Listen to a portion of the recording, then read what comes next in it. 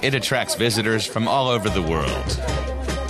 Everyone wants to have their picture taken in front of it.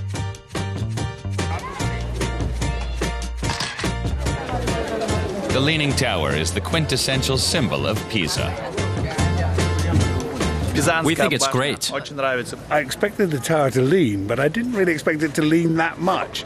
So it's fantastic. I thought I should show him this place. I love it. The Leaning Tower is actually the bell tower of the Santa Maria Assunta Cathedral. At the time it was completed in 1380, it was the largest cathedral in the Christian world. In 1987, both the tower and the cathedral were placed on the UNESCO list of World Heritage Sites. The nearby baptismal chapel and cemetery are also on the list. All of the buildings are made from white marble. Construction of the tower itself began in 1173, but just a few years later the tower began to list because the foundation had been built on soft clay. And it continued to subside for centuries. In 1990, the tower was closed to the public for repairs. They removed soil from underneath the raised side of the tower. That allowed them to straighten it a little and stop it from tilting. Now the tower is stable and will likely stay that way for the next 200 years.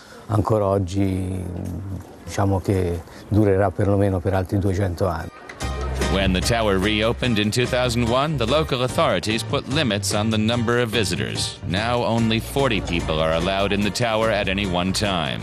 The view from the top is breathtaking. This is our first visit. I didn't know it tilted so much. When you climb up here, it really throws you off balance. Unbelievable.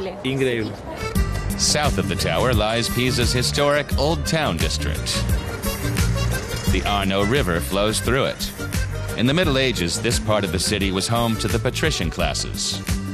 This brick palazzo is home to Café dell'Usero, founded in 1775. This is the oldest coffee house in Pisa. Famous philosophers and writers, like Carducci and Guarazzi, used to gather here. It was a wonderful period in Italian history. University students also met here. Pisa is one of Italy's oldest university cities. An estimated 48,000 students are registered here. That's about half of Pisa's population. There are 3 universities in Pisa, and most of their buildings are located in the Old Town district. Lots of students choose Pisa because it's a small city. It's easy to get around and it's not very expensive. Plus, there are lots of bars and cafes. Lots of young people study here.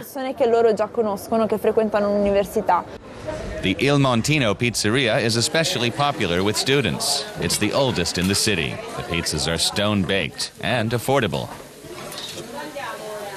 Another popular item on the menu is cecina, a local bread made from chickpea flour and roasted in olive oil.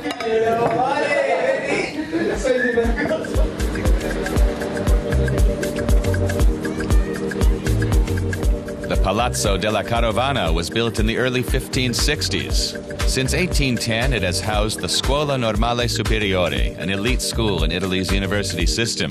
A number of its 5,000 graduates have gone on to greater things.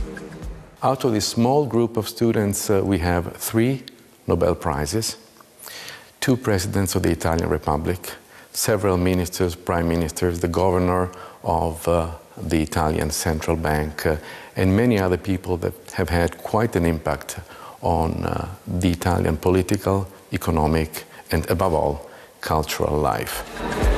Pisa's main shopping street, the Borgo Stretto, truly comes alive in the evening hours. The bars and restaurants here are packed with patrons.